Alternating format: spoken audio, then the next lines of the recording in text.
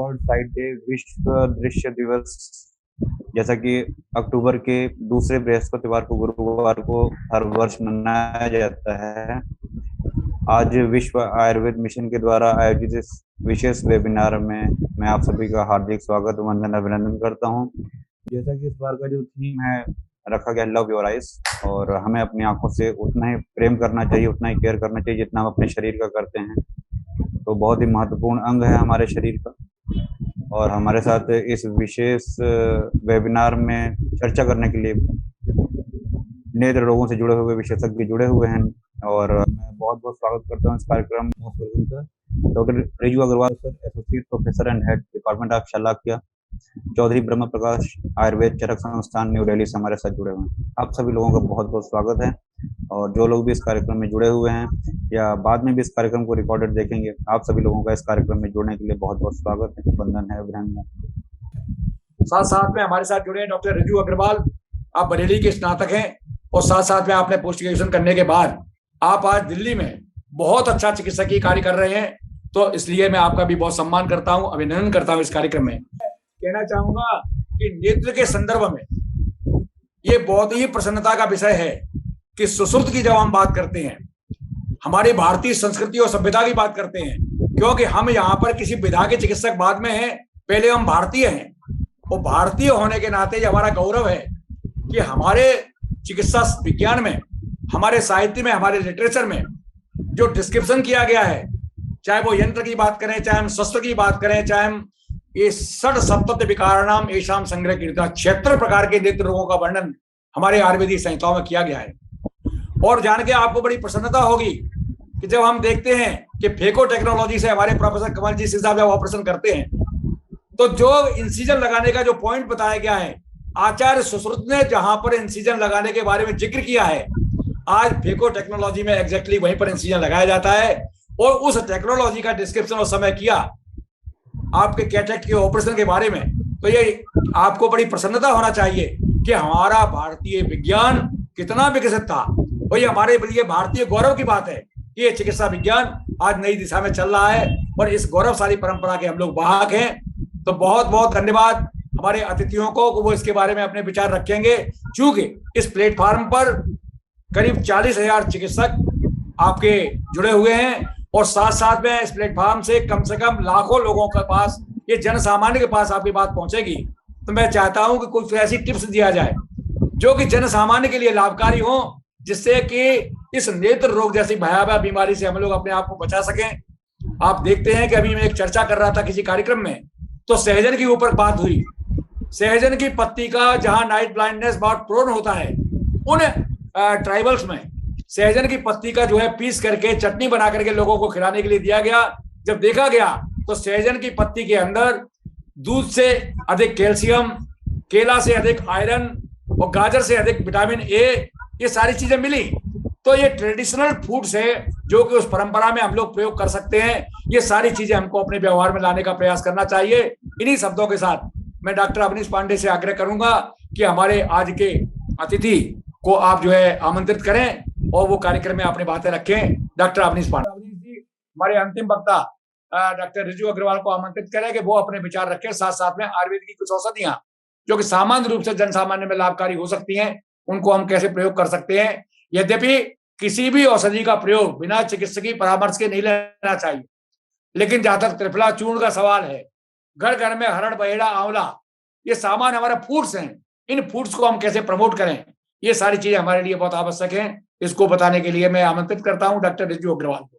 Doctor Awanish जी, doctor Riju Agarwal को आमंत्रित करें। बहुत बहुत धन्यवाद सर। मैं रिक्वेस्ट करूंगा डॉक्टर रिजू अग्रवाल सर से, एक बात बताना चाहूंगा कि सर हमारे स्नातक में गुरु रहे हैं और शल्यक्रिया का जो भी ज्ञान मिला मुझे सर से मिला। सर ने मुझे बरेली में पढ़ाया है, गवर्नमेंट आयुर्वेदिक कॉलेज बरेली में।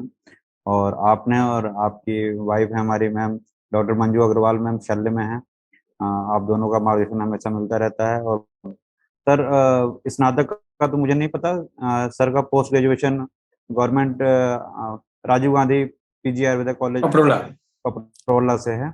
और मैं रिक्वेस्ट करूंगा सर से कि सर अपने विचार हम लोग के बीच में रखें और साथ ही साथ तर्पण क्रिया जो है सर, उसको एक थोड़ा सा ब्रीफ में जरूर बताइएगा अंत में, लोगों को थोड़ा उसके बारे में। मैं रिक्वेस्ट करूंगा डॉक्टर रिजू अग्रवाल सर से कि सर अपने विचार हम सभी के बीच में रखें। बहुत बहुत स्वागत है सर। धन्यवाद डॉक्टर अवनीश।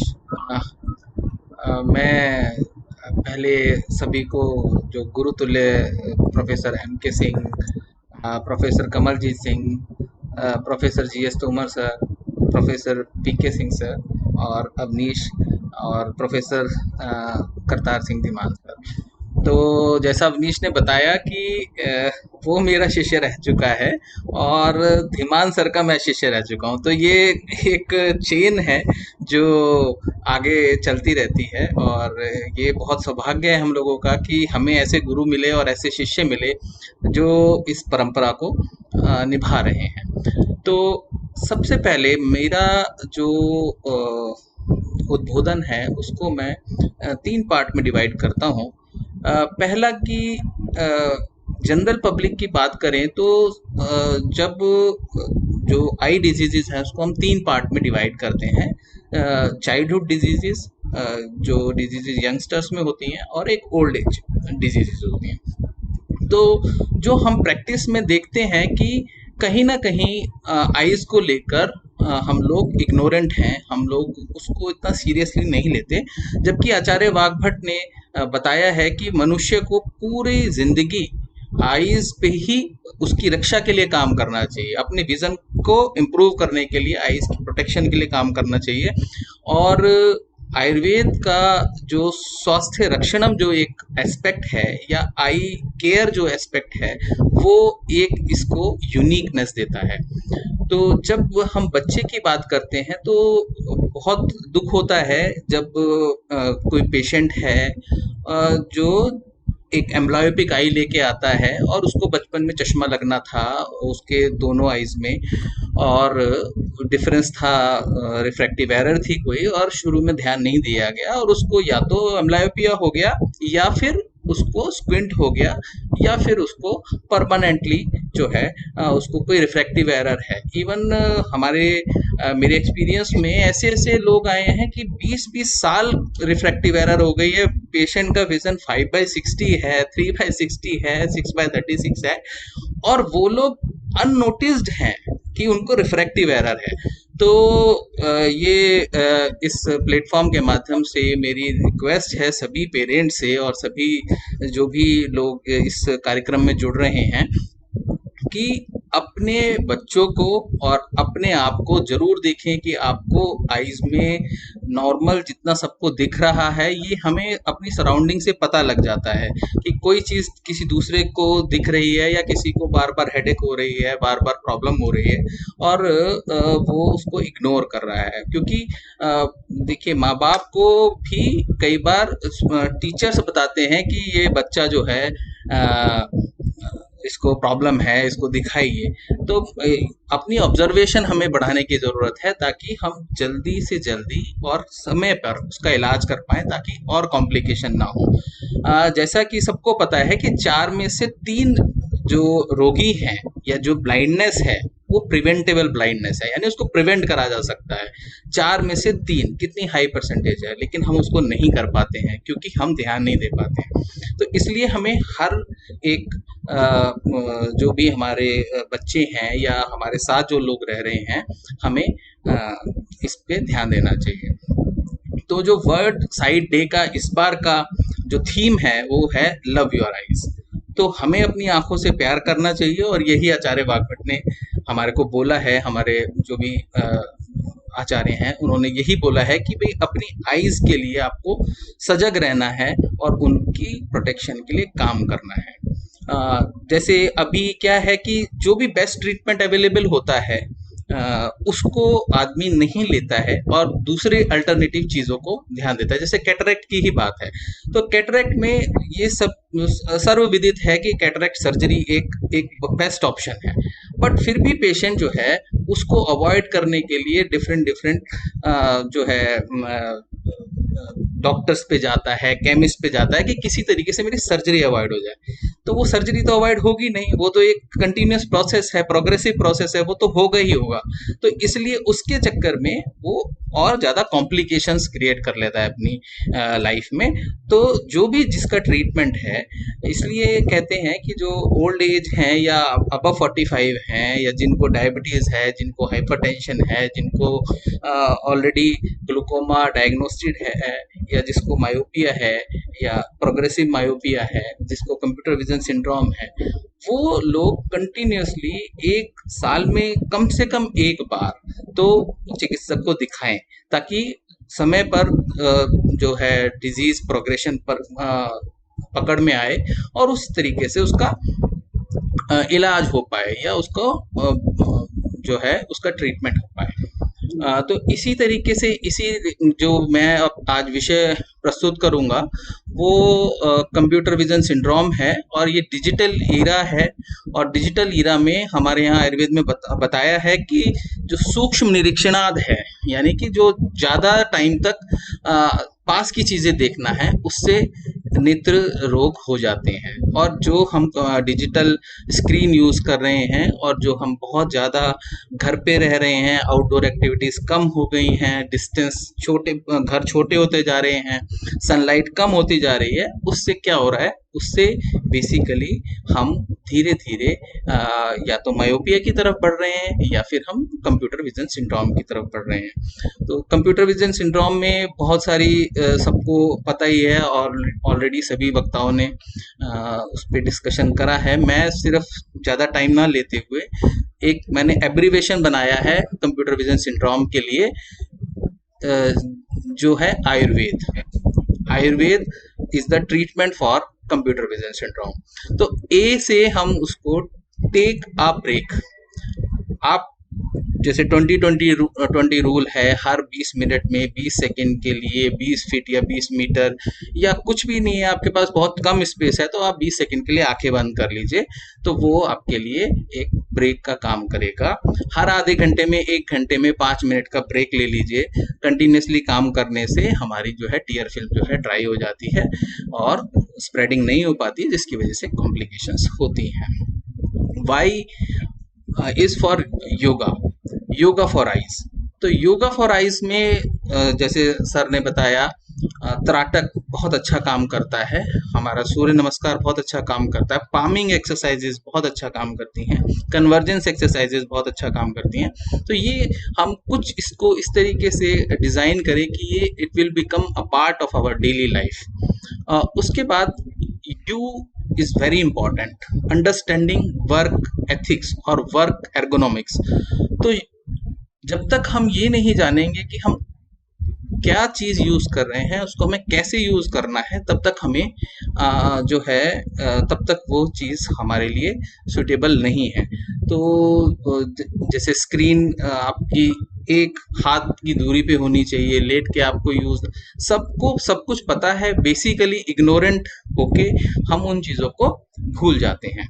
तो इसलिए 1 हाथ की दूरी पे आपकी स्क्रीन होनी चाहिए। आपकी जो स्क्रीन है वो आपकी आई लेवल के पास या हल्की सी नीचे होनी चाहिए, उस पर कोई भी लाइट नहीं पड़नी चाहिए, एंटी ग्लेयर स्क्रीन लगी होनी चाहिए स्क्रीन पे। ये सब चीज़ें जो हैं ये आपकी वर्क एर्गोनॉमिक्स में है। जो एंगल है, हर चीज़ का एक स्पेसिफिक पैटर्न है।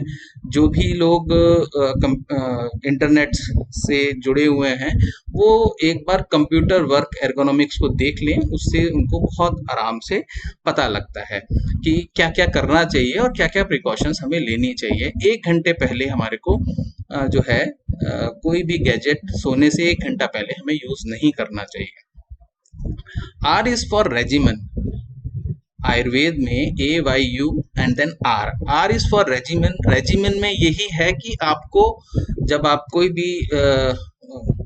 भी काम कर रहे हैं तो हमारी आदत होती है कि हम बार बार आइज को रब करते हैं। हम जो है उसको जब हम बार बार रब करने से इन्फेक्शन होने के चांसेस हैं। ग्लासेस में हमेशा एंटी रिफ्रैक्टिव कोटिंग इस्तेमाल करनी चाहिए। ये सब चीज़ें हमें रेजिमेन में यूज़ करनी चाहिए। उसके बाद V is for value vision, यानी हमें हमेशा अपनी विज़न की वैल्यू करनी है। हमें उसको प्रोटेक्ट करने की कोशिश करनी है। तो प्रोटेक्ट करने के लिए आयुर्वेद में बहुत सारी चीजें बताई हैं।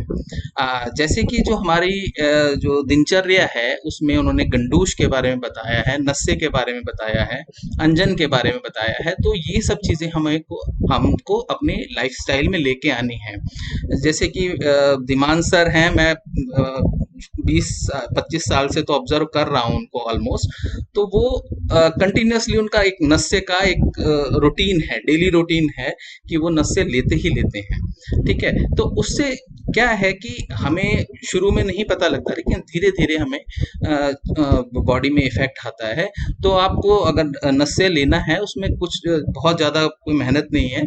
या तो गाय का घी ले लीजिए, उससे नस्से ले लीजिए, या तिल तेल ले लीजिए। सिंपल, अगर आप डेली यूज़ कर रहे हैं तो अवॉइड एनी मेडिसिन, और जो भी घर में अवेलेबल है, चाहे वो गाय का घी है, चाहे वो तिल तेल है, चाहे वो नारियल का तेल है, इस तरीके से आप इसको यूज़ कर सकते हैं। आलमंड ऑयल को कुछ लोग डेली यूज़ करते हैं। इससे कहीं ना कहीं आयुर्वेद के हिसाब से सभी जो इंद्रियां हैं, जो भी ऊर्ध्व चतुर्गत रोग हैं, सुप्राक्लेविकुलर रीजन के जो रोग हैं, वो सब ठीक होते हैं। गंडूश के लिए अगर आपको, जैसे गंडूश तो वैसे तो तिल तेल से करा जाता है, बट अगर आपको उसका टेस्ट अच्छा नहीं लगता तो आप सिर्फ एक ग्लास, जितना भी आप पानी मुंह में भर सकते हैं उतना पानी भर कर, और आंखों को थोड़ा सा आप उसको स्वच्छ जल से आप उसको धो सकते हैं। ये भी कहीं ना कहीं आई प्रोटेक्शन में काम करता है। अंजन, पहले हम लोगों को पता है कि हमारे घर में अंजन का यूज होता था, दिवाली पे काजल बनाया जाता था, लगाया जाता था, लेकिन धीरे धीरे धीरे जो है चीजें खत्म हो गई। और अब क्योंकि बहुत सारी बीमारियां आ गई, तो सबने ये कहना चालू कर दिया कि ये जो है जो है आपका लैक्राइमल ड्रेनेज को अफेक्ट करता है, ब्लॉक करता है, इसलिए धीरे धीरे खत्म हो गया। ठीक है, तो वो हमारे को बिना किसी प्रूवन जो है ट्रायल के हमें किसी चीज को बंद कर देना या वो कर देना, वो भी बहुत अच्छा नहीं है। उसके बाद हमारा आता है आई, वी के बाद ई जो है, E is for I blinking. तो आई ब्लिंक जरूर करना है, और जो है ये वॉलेंट्री ब्लिंक हो। जो हमारे पास जो भी होता है वो इनवॉलेंट्री ब्लिंक्स होते हैं, बट हमें हर आधे घंटे पे या हर 15 मिनट पे कम से कम 10 से 15 बार आई ब्लिंक, वॉलेंटरी ब्लिंक करना है, स्लो ब्लिंक करना है, ताकि स्प्रेडिंग ऑफ टीयर फिल्म अच्छे से हो पाए। और उसके बाद जो लास्ट में हमारा जो बात बचती है, जिसके लिए सर बहुत एम्फेसाइज कर रहे हैं, वो है डाइट या ड्रग्स। तो डाइट में तो सबने बता ही दिया है, सभी पूर्व वक्ताओं ने, कि डाइट में हमारे को वॉलनट लेने हैं, आलमंड लेना है, और फ्रूट्स में हमें पोमेग्रेनेट लेना है, अनार वगैरह ये सब चीज़ें यूज़ करनी है। शुगर में हमारे को हनी और गुड़ का यूज़ करना है, और जो ऑयल है उसके अंदर तिल का तेल है और सरसों का तेल है, घी है, इस तरीके से चीज़ें यूज़ करनी है। गाय का दूध जो है वो यूज़ करना है। अब दूध में भी जो है आपको पता ही है, दूध की हालत सब बफेलो मिल्क पे आ चुके हैं। गाय का घी सिर्फ रूरल एरियाज में मिल पाता है, और यहाँ पे जो भी मेट्रोपॉलिटन सिटीज में आता है वो गाय के दूध के नाम से आता है, उसमें क्या होता है पता नहीं। और उसके बाद आती हैं ड्रग्स। तो ड्रग्स जो हैं वो लास्ट में under supervision of medical practitioner और ऑप्थेल्मोलॉजिस्ट ही लेनी चाहिए। तो कुछ ड्रग्स हैं, जैसे कि च्यवनप्राश, हम बहुत अच्छा बल्ले है, रसायन है, चक्षुष्य है, तो इसको हम डेली रिजीम में हम ला सकते हैं। सप्तामृत लौह है, ये आंखों के लिए ये भी रसायन है, मसल्स पे बहुत, ऑक्यूलर मसल्स पे बहुत अच्छा काम करता है, और ये इससे जो है जो आपके एस्थेनोपिक फीचर्स हैं, जो एस्थेनोपिक सिम्टम है जिसमें आई स्ट्रेन वगैरह आता है, उसमें बहुत अच्छा लाभ मिलता है। अश्वगंधा चूर्ण है, हरड़ चूर्ण है, ये बहुत सारी चीज़ें हैं। त्रिफला तो आइज़ के लिए, त्रिफला तो किसी भी फॉर्म में आइज़ के लिए एक वरदान है। त्रिफला को हम चूर्ण रूप में ले सकते हैं, त्रिफला कषाय को हम इरिगेशन ऑफ द आइज़ के रूप में ले सकते हैं, त्रिफला चूर्ण को हम घी और मधु के साथ मिलाकर ले सकते हैं, महात्रिफला घृत भी आता है। तो ये सारी चीज़ें जो हैं, ये ब्राह्मी रसायन है या हमारा महात्रिफला घृत जो है वो बहुत अच्छा एक तरीके से नरिश करता है ऑक्यूलर टिश्यू को। और साथ में साथ के साथ ये जो है, हम कोई भी मेडिसिन जो बेसिकली हमें कुछ डीपर टिश्यू तक, रेटिनल टिश्यू तक पहुंचानी होती है, तो उसके लिए एक व्हीकल का काम करता है महात्रिफला घृत या कोई भी घृत प्रिपरेशन। तो उस अगर हमारे को प्रॉपरली अगर कोई पोस्टीरियर सेगमेंट की डिजीज है, तो हम उस महात्रिफला घृत को रसायन और as a vehicle to so that वो जो दवाई है वहां तक पहुंच पाए।